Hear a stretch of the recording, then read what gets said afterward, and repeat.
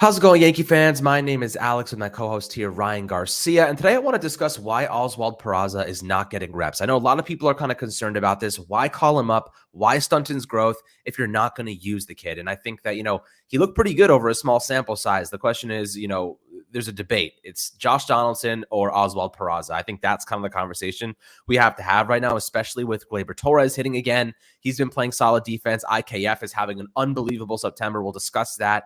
And kind of where Peraza can get reps. And I think his opportunities are quickly going to dwindle. But in the meantime, I think there's a legitimate argument to have, a good debate about, why he should be getting reps or why he shouldn't be getting reps and what the Yankees are thinking right now.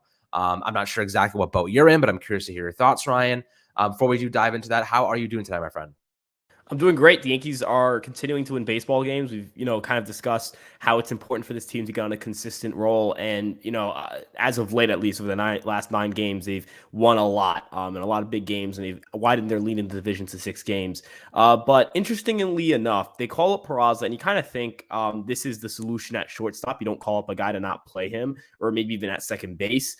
And he really hasn't gotten the opportunity to really win his spot. It's not like he was playing poorly. I'd understand if Oswald Peraza was like struggling, he was hitting like 180 or something, but small sample size, of course, but he did have a 360 on base. It's not like he was playing terribly.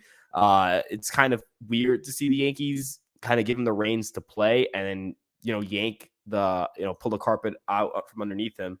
I think this is a guy who should have been getting more playing time. I think if you look at true talent wise, who's the better player between him and guys like, IKF or maybe even Gleyber, you could argue Peraza is the better talent. And it kind of comes down to, we have a small sample of games left. We have about 21 games left. I believe it's actually 20, something like that. It's a very small sample of games left. It just feels weird that Peraza, who could still have used some time in AAA if they felt he wasn't ready. He is only 22 years old. He turned 22 in June. He's not going to be 23 years old till next June. It's kind of weird to see a guy that you want to mature into your starting shortstop next season, potentially. It's kind of weird to see him on the bench, right? Like, what's his role going forward? What does that do for his confidence level? What does that tell you about how you prioritize playing time? I'm not here to say that Peraza is some elite player that, is so far and away better than anything else the Yankees have in the infield. But I will say the Yankees infield isn't necessarily strongest right now. They're depleted, and it is kind of demoralizing to see that this kid isn't going to get playing time, and he doesn't get playing time when it's not like everyone has been setting it on fire in the month of September. The Yankees have played well in September, but it isn't because of everyone in that infield. Gleyber's had a solid month. IKF's had a solid month, but you don't really see guys like Josh. Like I'm not here to say that Josh Johnson's terrible. I think he's more of a league average third baseman. But is a league average third baseman who, really you kind of want to get rid of him. Is he necessarily the most valuable player to your team right now? Is it going to hurt you to give at least shuffle Peraza around the lineup a little bit and give him some time to play different positions? I don't think that'll kill you. But it seems the Yankees aren't really going that route. I know that the infield's played better with Peraza up, and that could be, pressure to play better because there is a kid there that's waiting on the wings to take his turn in the infield. But it feels weird to use him as just like a motivational piece. He needs development. He's not a prop. He's not a tool, and it feels like the offense could just be, it's not just because it correlates doesn't mean the Peraza move has caused the offensive surge. So it's just weird to call up a kid and not play him. It feels like you're taking away developmental time he could be in AAA, especially working with Volpe. He could be down there and they could be a middle infield duo right now working together because they're most likely going to be a middle infield duo at some point in 2023. It just feels weird, especially with how aggressive they were with Dominguez. They've called up Dominguez to AA, whether that was to get him more reps or because he's going to start in AA next year. We don't really know, but it's like they're not being aggressive with prospects, right? They're calling up a lot of guys and moving a lot of guys up the system quickly. So it just feels weird that Peraza's up here and not playing. It doesn't really make much sense to me. I don't really know what the game plan is here. Yeah, I mean, I'll throw out a conspiracy theory for you. Speaking of Anthony Volpe, I guess him taking that AAA spot that Peraza's leaving behind, could it indicate that the Yankees want him to be getting the reps? They view him, obviously they view him as a long-term solution here. Maybe they want to flip Peraza. He got a couple of decent games in against Minnesota. I think he has 5 hits in his last 5 games or 5 hits in his last 3 games, something like that. And he performed pretty well against Minnesota. Looked really good. He looked like, had some really good at bats, some veteran level at bats. And it was like, okay, this guy's got some offensive production. He's hitting for contact. He's getting on base. He had 36% on base rate. Really, really solid. And defensively, he looks sharp. He looks clean, smooth, efficient. I thought I was very impressed by him, and I liked IKF at third base, looked pretty solid as well. So that tandem there was something I didn't necessarily want to shake up with Josh Donaldson coming back from paternity leave. But what do you think about that conspiracy theory of like they want Volpe to get those reps over Peraza? Yes, you could have Peraza playing second base, but they want him really at shortstop. They want to cement him as a shortstop because his value is higher as a shortstop, not a second baseman. Do you think that there's a reason to believe that maybe they want Volpe to be getting those reps because they're like, okay, let's stop Peraza here after he's had a couple of really good games. His value's at an all-time high. He has full service time. We haven't compromised his service time at all. We can flip him for a pretty solid player in the winter months. And Volpe is about a half year away of AAA play to make that jump to the majors. What do you think about that concept? Yeah, so I do think they view Volpe as a priority over Peraza, and I would too. I think Volpe has the potential to be, a guy who's giving you a 125 to 130 OPS plus, good defense, and remarkable base running value. I mean, that's 5 to 6 win player right there. I think of Trey Turner as kind of not necessarily the same comp because I think Trey Turner is faster, but in that same manner of just a very all around, very strong player. I look at a guy like Peraza, and I think the floor is high because he's a good defender at shortstop, but it would be weird to see who they trade him for because we don't really know who's available this offseason. You look at, the crown jewel, I guess the offseason may be Shohei Ohtani, but you're not getting Ohtani without Volpe most likely. We saw the haul that was Soto's deal, and I know that he had more years of control, but I mean, Shohei Ohtani is coming off 2 seasons where he's going to be an 8+ WAR player and is a pitcher and a hitter. We know that he's so great. So you wouldn't really necessarily be only trading Peraza for him. And I don't really know what pitchers are available. Again, we're not in the offseason, so we really wouldn't know necessarily who's exactly available. But, maybe one of those young arms in Miami become available.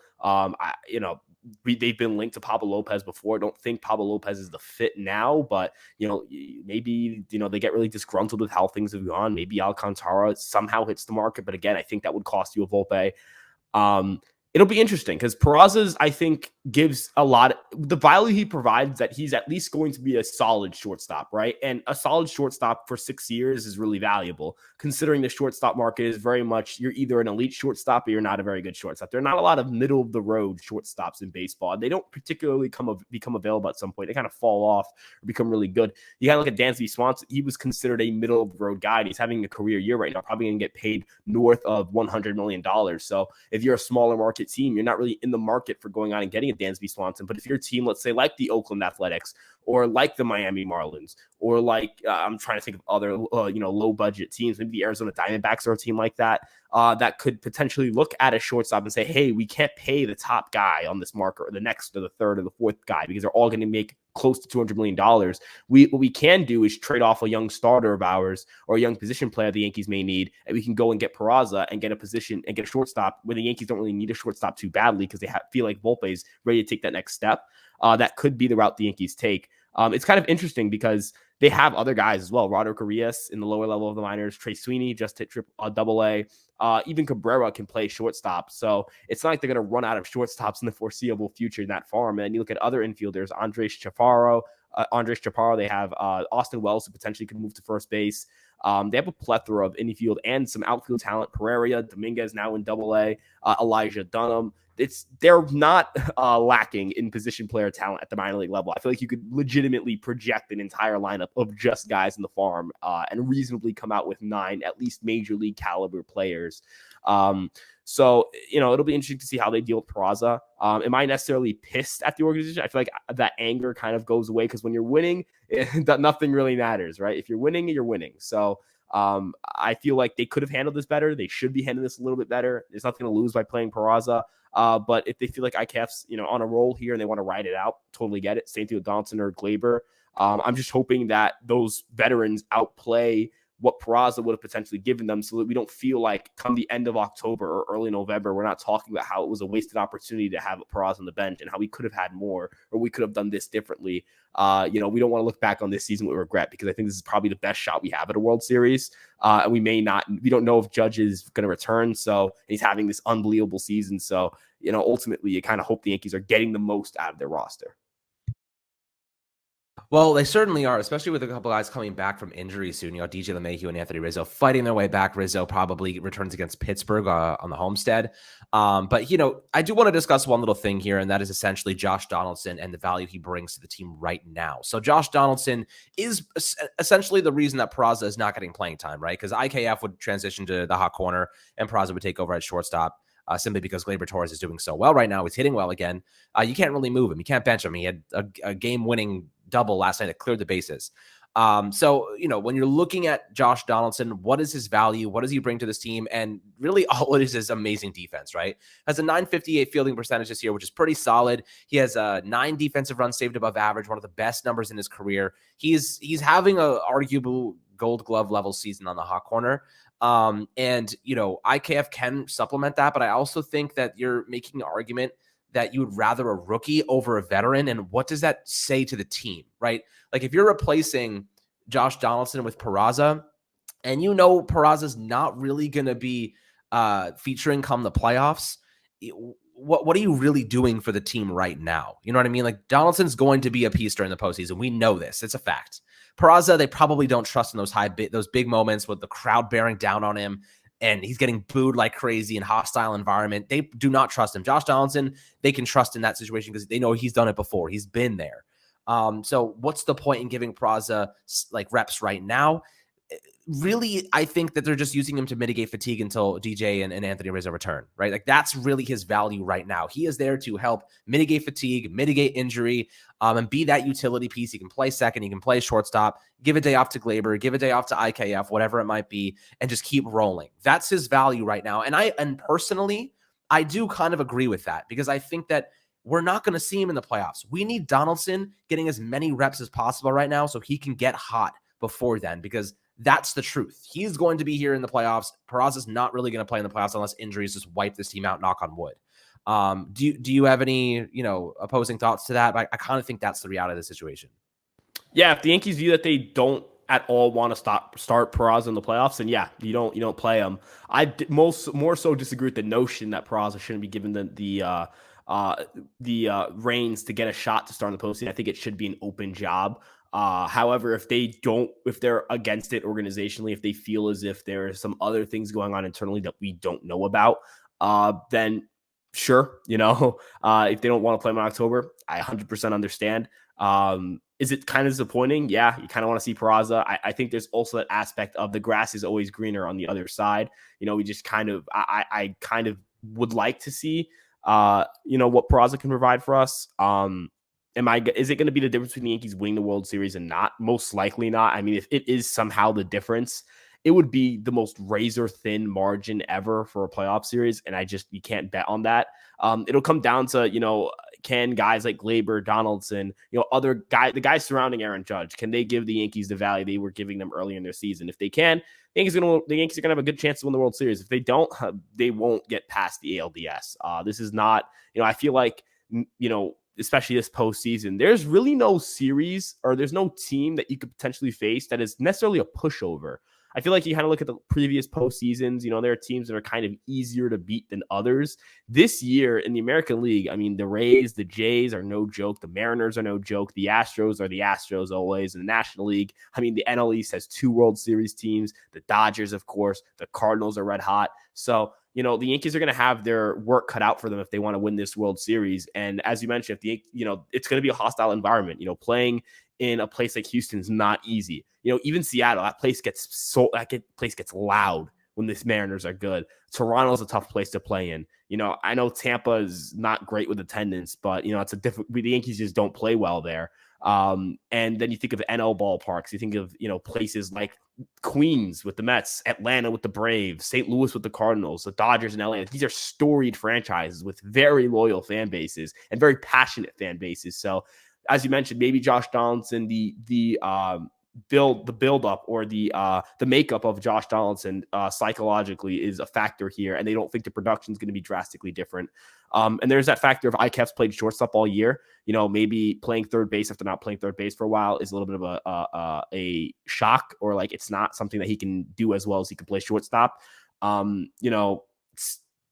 infield defense has been good enough. So as the production is going to be roughly the same, hopefully. But you're right. there's a rookie, there's a veteran, a guy who's played, I believe, 12 years in major leagues, and there's a guy who's played a couple weeks. So playoffs are a different animal. Yeah, no, I 100% agree with that. I think the playoffs are a different animal. And you mentioned yesterday the quality of the defense in the infield. And that's something the Yankees have prided themselves on. And they know Donaldson's having a good year defensively. So I understand why they wouldn't, just replace him with Peraza like this. It makes sense to me. Do I wish Peraza had a year of experience under his belt and could do that and can make that switch and they'd feel comfortable doing it? Absolutely. I think that Donaldson is polarizing in nature. I think that he's a wild card. I don't know what he's going to do on a given day. One day you get a homer, and the next day he'll pimp a double off the wall and get thrown off at second. You know what I mean? Like, you don't know what he's going to do every day. He's been a little bit better this month. He hasn't been very good. Again, his batting average isn't really a good metric at this point in time, as we've kind of gotten more ingrained in the heavier analytic usage. But in September, he's hitting 208 with a 36.7% on base rate. He's getting on base a lot this month, but last month, 35% on base rate, hit 240. It wasn't bad. Wasn't that bad either. So he's not doing like very poorly. I think he's just a better option to roll with right now. And Peraza just doesn't have a clear path to a starting position, which is not a bad thing, by the way. Like, having good players in front of your rookies is what good teams are supposed to have this late in the season. You don't want to have to be relying on players like Cabrera and Peraza right now, right? Like, that was like last resort. We had to pull these guys up and start them. Luckily, Cabrera has been absolutely insane defensively, still having a little bit of struggles offensively, but in a perfect world, Benintendi's perfectly healthy. Joey Gallo's still here, and he's hitting 30, 40 homers, and he's not kicking rocks. You know what I mean? So it's like, that would be ideal. Harrison Bader isn't in a walking boot anymore. I mean, he's not now, but he was healthy, and he is actually producing and helping this team. Like, that's a hopeful and scenario that I would have preferred, but I'm happy to see that this team is winning with some of the youngsters, getting reps and getting experience so they can help down the road, or at least be serviceable as trade bait come the winter months. But guys, I'd love to hear your thoughts below on Peraza. If you think he should be getting more reps, if you think he should be replacing somebody in the starting infield. Personally, I don't think there's anyone really to replace right now, but if someone gets injured or struggles or whatever, maybe there will be an opportunity that opens up down the stretch here, but hopefully we get healthier and not more injured. That's definitely a sentiment I think we can all agree on. But guys, hope you have a fantastic rest of your Wednesday. Make sure to like and subscribe as always, and we'll catch you guys on the next Fireside Yankees episode.